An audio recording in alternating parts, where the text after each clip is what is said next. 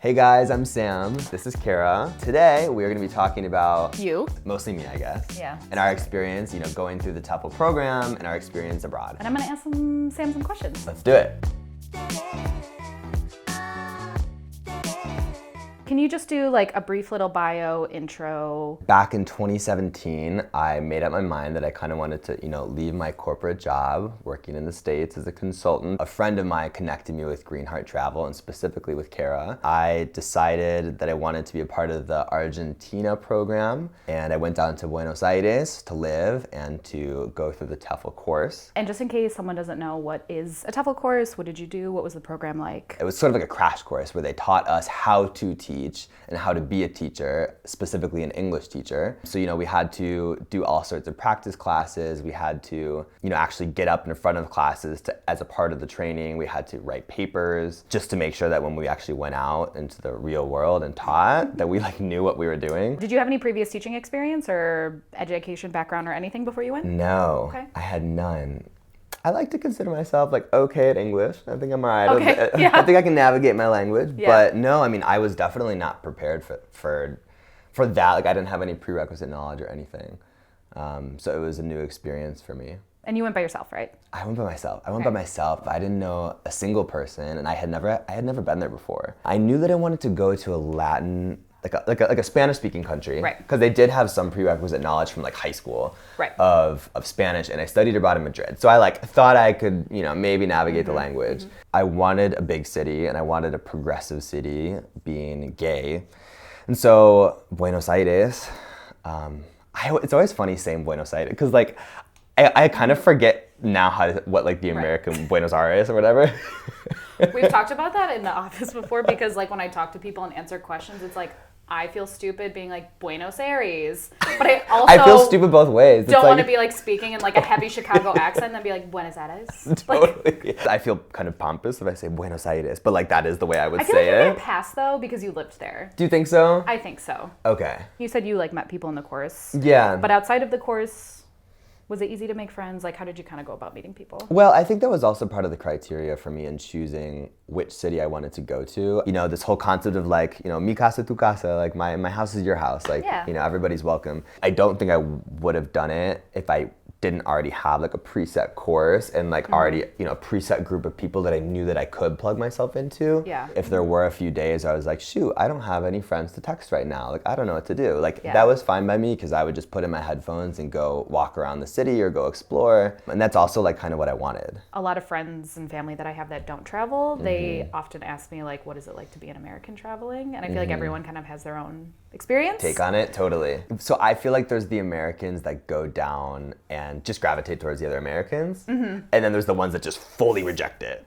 They're I don't know you guys. I totally, I think I was a little bit in between. I think there were certain times where it was nice, because I was down there for 2 years. So Right. When an American, friend of a friend would come down, it was nice to go grab drinks with them or Yeah. something. I will say, I think that had I done this experience digital era, that would have been a whole, it would have brought with it a whole new set of challenges. If I just want to speak English, sometimes you get exhausted from just trying to speak Spanish all the time. Right.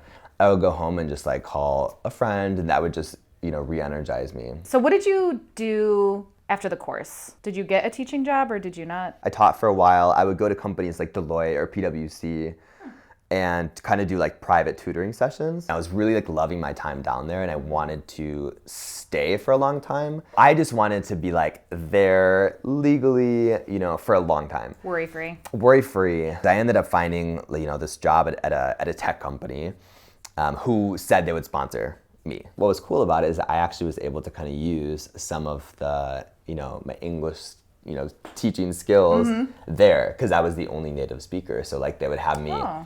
Actually, I just kind of elected to host these lunch and languages where I would kind of sit down with, all of the employees, and we would just chat in English, and I would use some of the lesson plans that we built in the TEFL course and just repurpose them. Since you don't have a background in education and then you ended up not working in teaching afterwards, a lot of people are in the same boat. They don't have a background in education. They do know that they want to go live abroad, and they know that teaching English is kind of like a means to an end. But either they themselves or family or friends are like, but that's not your career path. Like, shouldn't have a break in your career. That's not a good choice, That's a good, So what was your experience with that? Do you have any advice for somebody who's like, should I leave my career for a little bit? I mean, that was something I really grappled with too. Like I was freaked out because I was on such a clear career path. Like, it couldn't have been any more like laid out for me.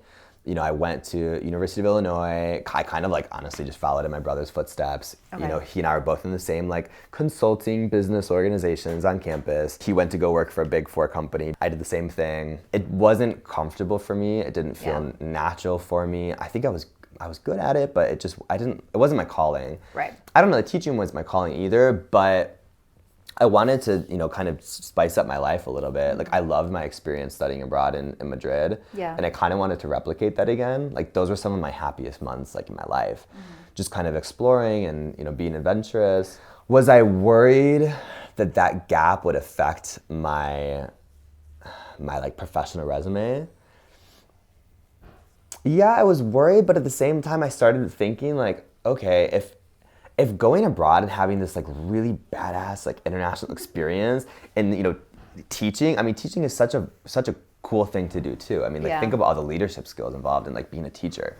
All those soft skills. Oh, soft skills? Yeah, seriously. Yep. If a company doesn't value that, having an international abroad experience, becoming bilingual, being a teacher, then that's probably actually not a company that I want to work for. I do tell people who have this concern, like, I'm a perfect example. Like, this job was an opportunity that would not have been open to me had I not done that experience. Yeah. And it sounds like I think that as well. Exactly. I mean, how crazy is this? Like, I tell people this and they don't believe me, but like the company that I ended up working for, the tech company, they sent me to Medellin to go like be the director of an office of like 80 Colombians. Gosh. Okay. I think those sorts of opportunities, they wouldn't have presented themselves had I not got, taken the leap of faith and done it. And I think the other thing is like, I was just so like unhappy with my job. Yeah. And I started thinking, I was like, all right, what is like because everyone asks you like, what do you want to do in life? I want to like take with my grave a bunch of just like really cool memories and be like,